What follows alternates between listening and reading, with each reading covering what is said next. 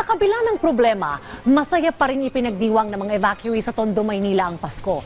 Sila mga biktima ng sunog sa Isla Puting Baton hanggang ngayon ay nakatuloy pa rin sa evacuation centers. Si Benji Durango sa report. Parang nakakarami ka ng shot ah.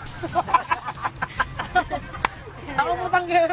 Nakakatawa ka pa talaga ha. Tanggero kasi. Kailangan mo maging masaya.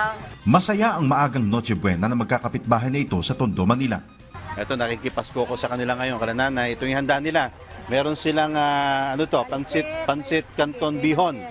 At may spaghetti, social, oo, yan, oo, ha? Parang manok. At meron silang, ano tawag dito sa lutong ito? Adobo sa gata. Adobo sa gata. Mukhang masarap pa. At mukhang napaparami ka na ng kain na yan. Oo nga, nakailang ano na po. Nakailang kanin ka na. Pero sa likod ng tawanan, ang iniindang hirap na pinagdaraanan. Sila ang mga evacuee ng Isla Puting Bato na nasunugan noon pang Nobyembre. Dahil puno pa rin ng evacuees ang dalawang malalaking evacuation center sa Tondo, mag-iisang buwan na rin silang nakasilong sa pinagtagpi-tagping sako at lona sa tabi ng kalsada. Wala rin silang choice kundi dito na rin sila magno-Noche Buena.